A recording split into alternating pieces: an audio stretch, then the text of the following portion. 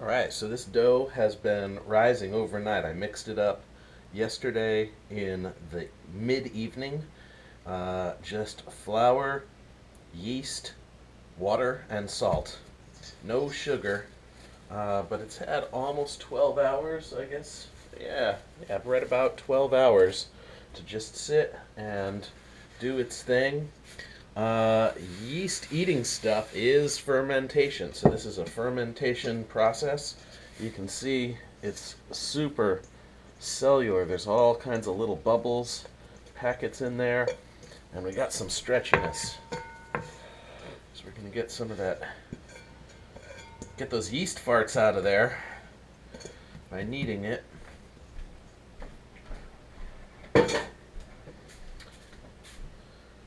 Alright, get a little extra flour on the board.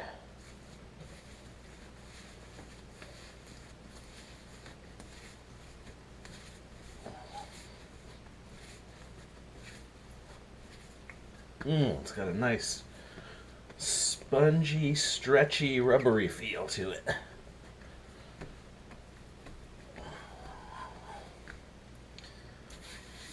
Of course, we want our pizza to be able to stretch nice and thin, so it's got to have a stretchiness to it.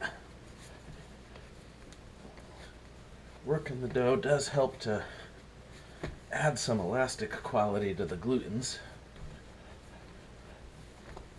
I don't want to overwork the dough, and actually that's one of the things my dad taught me, was that you want to work the dough by hand, because then you can feel when it gets to a nice level of silkiness and consistency. You also get some feedback about what level of hydration it's got. You want a good level of hydration, in part because we're gonna bake these pizzas at high temperature, and if we had a dry dough, it'd get kind of crackery and dried out, and wouldn't stand up well to the kind of heat that we're going to cook it at. We're going to cook them really fast, so we want to have enough hydration in the dough to keep it from drying out. We still want a nice chew to the pizza, and that's partly from the hydration and the elasticity from the glutens. Alright, so that is nicely kneaded. I'm just going to let that rest there for a second and then prep these little bowls. Now that I've got the dough pretty well done, it's going to go into these little individual bowls that are going to help the dough balls still mature a little bit, but they're going to be round when they come out. And starting with a round ball helps a lot for creating a round pizza.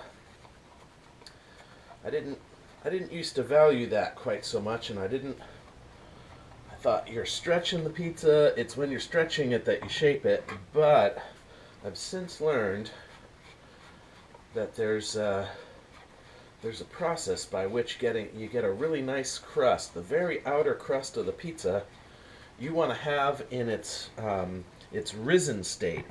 You don't want to stretch it again, so you actually want to have the dough ball be totally round, so that way you can smush it into a pie that has maximum fluffiness on the crust portion of it.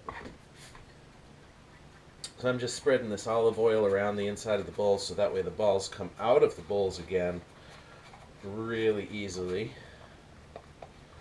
Okay, and now I'm going to cut my dough into 4 nice bits with this pizza knife.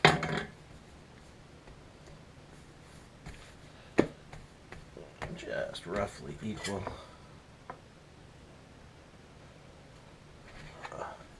I find somewhere around 230 grams of dough makes for a really nice pie that fits well into my personal pizza oven. So, just to check that theory, We're gonna measure off one of these. This scale zeroes out, and we've got perfect 212 grams for a dough, and they're all roughly the same size, so I'm happy with that. Okay, now the last step involves getting these things pinched down into a dough. I got this off of the internet. Basically, you press down in the middle and then pull up on the sides. Down in the middle and up around the sides. And kind of mushroom it into itself. And then at the end, when you feel like the dough on the bottom has got a little tension, you kind of pinch off the bottom of it, and now the top has got a nice quality. So that is now going to rest in that bowl.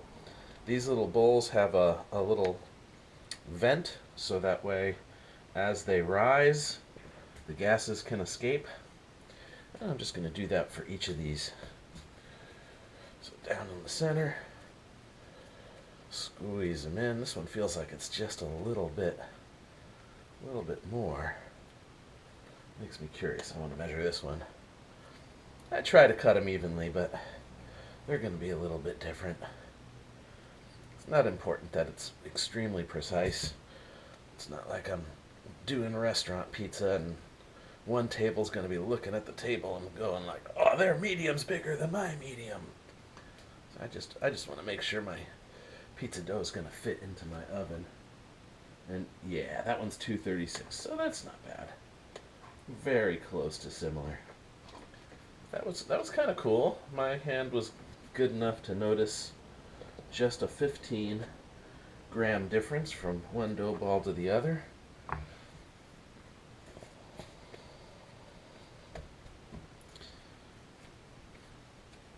And a little extra flour just helps keep things from sticking. That's another reason why it's nice to have a slightly higher hydration in the dough, is that as you work it, you end up using some flour to keep it from getting stuck to the board, to keep it from getting stuck to your hands. And as extra flour gets involved, of course, that's going to change the hydration level. So being up a little to start with is a good thing. Now, on a trip to Italy, I learned a simple formula for an intended water to flour ratio, and it is 6 parts of 10 is the idea. And so out of 10 total parts, 6 of them are flour, 4 of them are water, and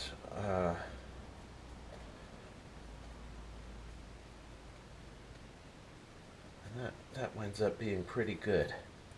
I did find, though, that particular place where I was learning that was a little bit more like a Roman-style pizza, which is a slightly drier, more cracker-like crust quality. And I like Neapolitan pizza, so a little bit better hydration. I'm usually more at like 65, 70%.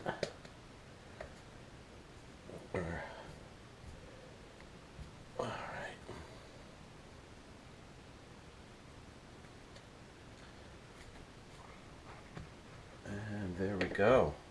These pizza dough balls are going to rest out on the counter for, probably about another hour, and that's going to cause them to start rising up again. And then I'm going to throw them in the fridge, and then they'll cold ferment for a whole nother day.